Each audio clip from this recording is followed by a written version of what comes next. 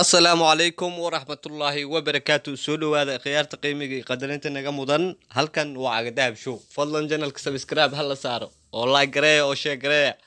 ولكن أنت ساوا دير قلني هرمر أنت واد ما تنتين عاو حرب ناينا كهذا أما أن قاعد دقنو أما أن دل استجنو هيس أصب سوق عاد قبل اللي هذا روضة سبنا إيوه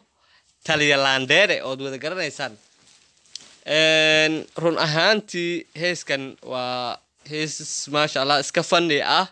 oo waxaan dhihi karnaa anagu funny waayo waan dhihi karnaa laakiin sababtoo ah heesaha hadda jiro waa wax walba waa iska funny aan lahaa funnigeeda halkaas naga dhig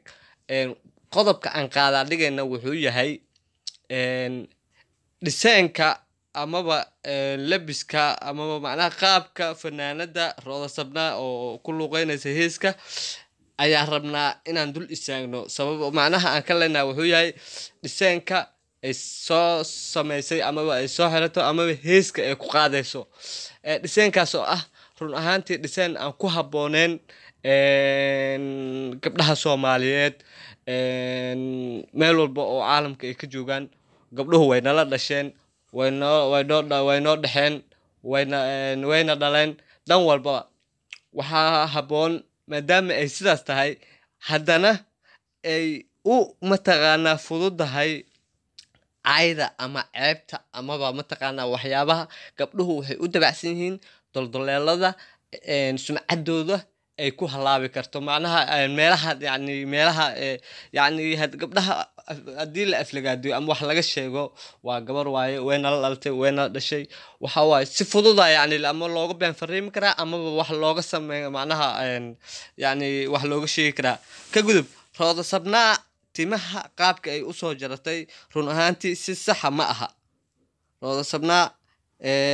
dhiseenka kala xagga eedig laakiin timaha sida u soo jaratay garanka ay soo xiratay run ahaantii ma aha mid ku haboon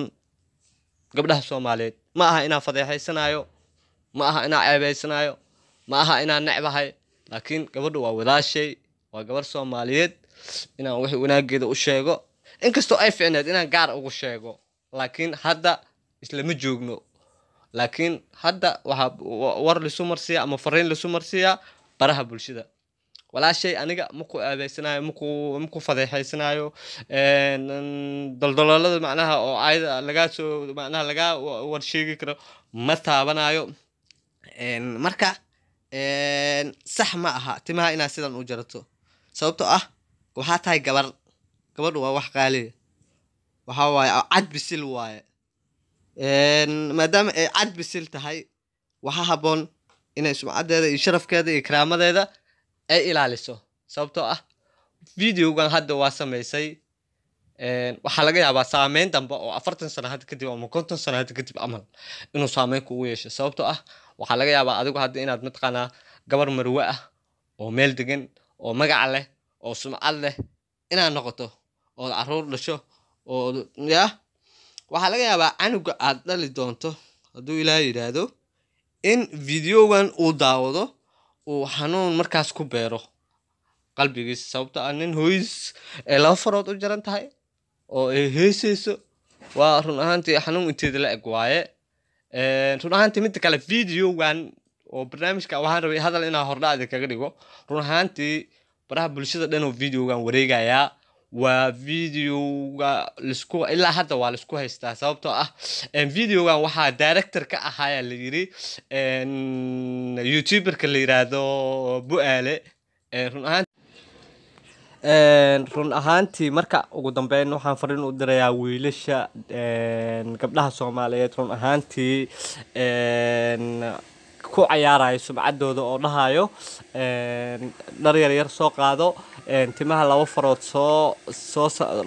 soo jaro ama timaha iska soo xir si mataqaanaa ay u noqoto videogan ama heestan ama barnaamijkan uu u noqdo si wax dadku ay xiise galiyaan ama ay dadku ay la yaabaan si uu u noqdo waxa sameysaa qaab aan caadi ahayn soo sameey gabdhaha kula talinayo